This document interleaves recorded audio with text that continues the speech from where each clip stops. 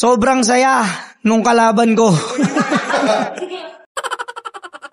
Yo, what's up mga tol? Ang mga nakakatawang linya sa Second Sight 14. Yan ang nakapaloob sa content natin ngayon. Pero bago yun, kung interesado ka sa hip-hop topic, especially sa rap battle, ay iniimbitahan kita na mag-subscribe sa ating YouTube channel para maging updated dahil marami pa tayong interesting content na paparating. At syempre, like mo na rin yung video na to bilang suporta. Simulan na agad natin sa mga pamatay na jokes ni Kuya Jonas. Wala talagang kupa sa ganitong estilo si Kuya mo Jojo. Likas na talaga sa kanya yung pagiging makulit sa taas man yan o sa baba ng entablado. Pero mapapansin natin sa naging laban nila ni Saint Ice ay mas naging balanse yung laro niya dito. Hindi niya pinuruhan ng komedyang linya yung 3 ikot, pero kahit na ganon ay napasaya at napahalakhak pa rin niya yung mga nanonood. Di ba MMA fighter ka? Sige, iset mo laban natin, tignan nyo to kung uubra. Mapapahiya ako sa gitna ng stage kasi hindi ako pupunta. Pero fighter tong si Ice, ngunit di siya magaling at malakas. Kaya pala Ice kasi pagdating sa ring, nanigas. Ang angas pa naman sa interview, kala ko talaga mala Bruce Lee. Puta, pagtungtong sa ring, ting ting ting, Sleeping Beauty. Pero maswerte ka pa rin. Kasi walang AI, kaya nakaligtas ka, boss. Sa mga edit na pagsapak, biglang lalabas yung Diyos.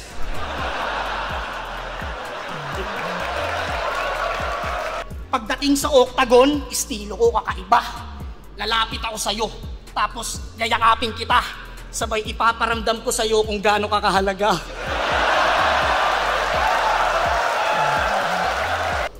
Real talk, walang perpektong estilo. Lahat nabubutasan, walang matalinong tao, lahat nagugulangan. Alam mo kung anong kailangan? Pagdating sa laban, walang iba kundi ang mga judges pakisamahan.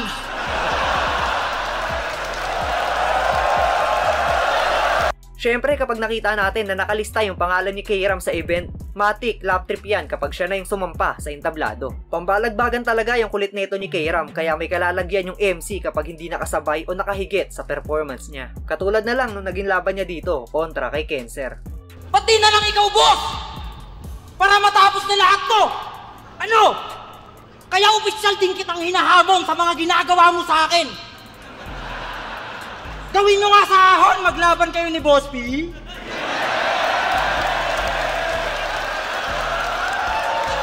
Wala kang karapatang manglait. Hindi porke puging-pugi sa'yo nanay mo. Tol, okay lang manlait ng itsura basta may kisame yung bahay ko. Di ba? Facts lang. Di rin naman ako gwapo, tol. Kaya nga bumabawi na lang ako sa forma. Ikaw pangit ka na, kung manamit ka pa, parang kang helper ni Foreman, diop mo bay? Tangin na neto, nakasali lang kasi ng isa buhay, feeling mo sumakses ka na eh. Hindi mo alam, step by the step yan. Artist na buwang! Yung mga hilig mo, kapuna-puna. Lagi kang lutang, kaya feeling mo, paro-paro ka! Paro-paro ka? Talaga? Talunan ka na, bobo. Paro-paro pala to, kaya mahilig magsuot ng mabulaklak na polo. Puro kasi shrooms at LSD, kaya masyado na tong stupid. Sina-soundtrip niya araw-araw yung paro-paro G, tsaka paro-parong bukid. Yo, what's up sa inyo mga tol? Alam nyo ba na sa Pocket Broker ay mas pinadali o mas basic na ang pagtitrade? Kaya naman pwede kang kumita dito ng extra income habang nasa bahay ka lang at hawak ang iyong cellphone. Kung gusto mong matutunan yan, ganito lang yan kadali.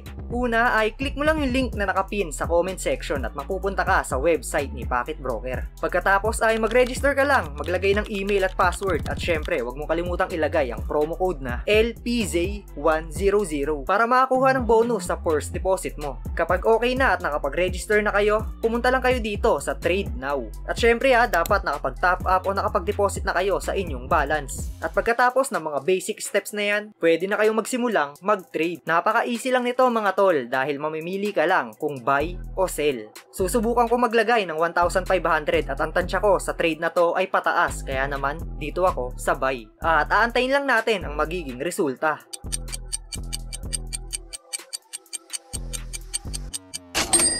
At yun, kita nyo naman, halos na doble agad yung 1,500 pesos ko. At ang kinagandahan dito, kung baguhan ka pa lang at gusto mo munang matutunan ng pagtitrade, meron din ditong tinatawag na demo account. Click mo lang itong trading option, tapos piliin mo yung quick trading demo account. Dito ay pwede ka muna mag-practice hanggang sa matutunan mo ang tamang teknik o diskarte sa pagtitrade. At kung sakali naman na kumita ka na at gusto mo na itong i-withdraw, ay napakadali lang din. Click mo lang itong finance option, tapos piliin mo yung withdrawal. Available dito ang bank transfer, cryptocurrency, at maging ang e-wallet katulad ng GCash at PayMaya. 0% commission din yan mga tol, kaya buong-buo nyo makukuha ang profit nyo. Kaya ano pang hinihintay nyo? Tara na at sabay-sabay tayong mag-trade at kumita sa one of the best platform. Walang iba kundi ang Pocket Broker. At muli, wag mong kalimutang ilagay ang promo code na LPZ100 para sa iyong bonus. Tulad ng ginagawa mo sa mama mo. Pansin nyo ba kanyang galawan? Nagawa mo bang i-post mo siya na nasa iisang larawan? Tinatago mo siya sa amin, baka ma-angle siya sa laban, kinakahiya mo mama mo dahil meron siyang kapansanan. Masakit yun bilang magulang kasi kadugo ka niya na tunay. Oo, bingot ng mama mo pero binigyan ka nun ng buhay.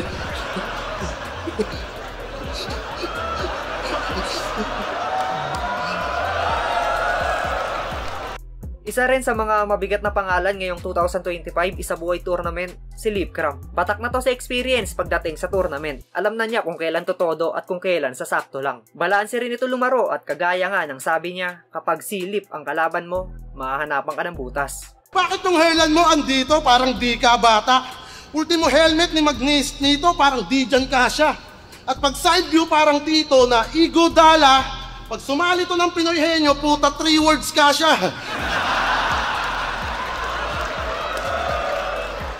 Mukha kang Mona Lisa na low budget. Di yan asset. Pag umaattend ka ng Ash Wednesday, roller gamit. Minsan nga sinasabi na kailangan pa nasa long range. Kaya pinayuko na lang siya ng pari, tas yung abo ni Lebron James.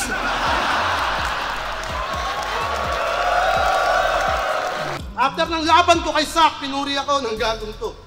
Sabi niya, grabe yung burst mo dito, LK. Parang bomba sa Ukraine, ang insane, yung speed plane. Tuwang-tuwa ako sa quick ping. Biglang bumanat yung animal dito, pautang ng 3K. Utang ina mo.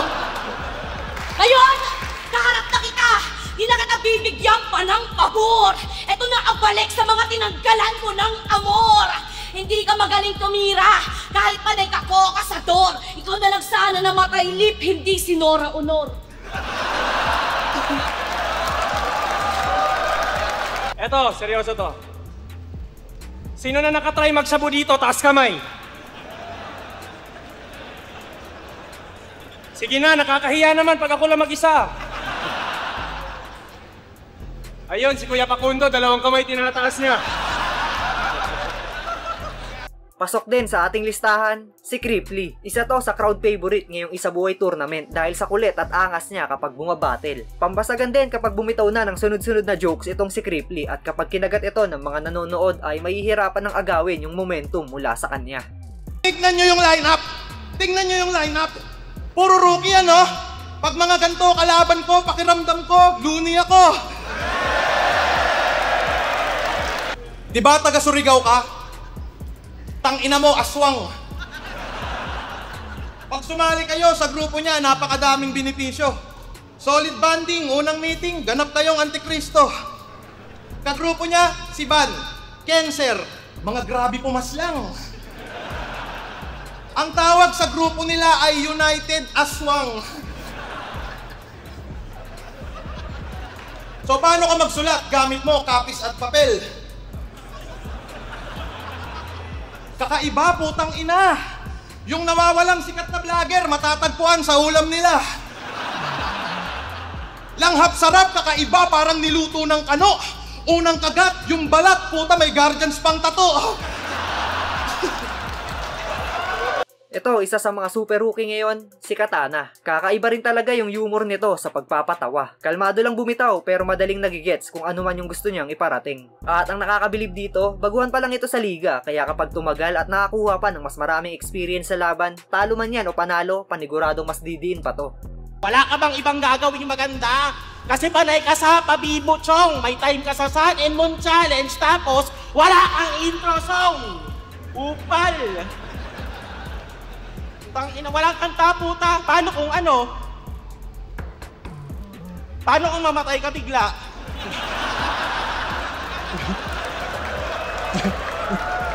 Siyempre bilang mga tropa mo, bibigyan ka namin ng respeto. Sama-sama sa isang event para alalahanin mga naiwan mo na kwento. Anong ipa-play namin? Wala kang kanta. Bayad ka? Yung Sun and Moon mo yung i-demo? Malungkot kami, tas yung background, mapunta tayo kay Lenny Robredo? Sinubukan din mangupal, laban kay Saki, kaso epic gagi ang kulit. Magkabit daw ng tempered glass kasi Muslim. Tas biglang binawi lang ulit. Anong respeto sa mga kapatid nating Muslim? At bigla kang tumutupi.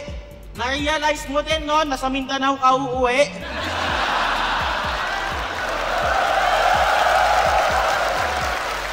Isa rin sa mga nagpasaya at nagpahalakhak sa mga nanonood nung gabi na to ay yung naging laban ni Manda Baliw at Van. Naging maganda rin yung palitan nila ng mga nakakatawang linya. Another Bisaya in the city. Mapapahiya kayo sa amin, tol. Ang ina nyo, mga Bisakol, ginagawa nyong suntukan yung simpleng basketball. Speaking of isa buhay, eto na. Hindi ako nag-chat para sumali. Si Boss Arik ang nagpilit sa akin. Ikaw sumali ka kasi akala mo ikaw magkakampyon, mahangin. Kaso real talk, hanggang pangarap lang hinahangad mo na tropeyo. Hindi tayo magcha-champion, malalaglag tayo pareho! Dahil halos kada battle, dinadamay mo si Arik. Awit, basta binibigyan mo ng battle, dinadamay ka niyan, matik.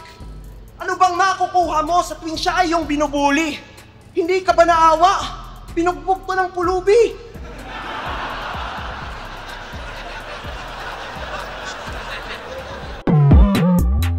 At ayan nga ang mga funny lines sa second sight 14. Kayo mga tol, anong linya ang pinaka-lap trip para sa inyo? I-comment nyo na yan sa ibaba at babasahin nating lahat yan. At abangan nyo rin yung content natin na solid at effective lines mula sa second sight 14. At yun, hanggang dito na lang yung video natin mga tol. Sa mga matagal nang nakasubaybay, salamat palagi sa walang sawang pagsuporta. At kung bago ka pa lang sa ating channel ay iniimbitahan kita na mag-subscribe at i-click ang notification bell button para maging updated sa mga paparating pa nating content. Peace out!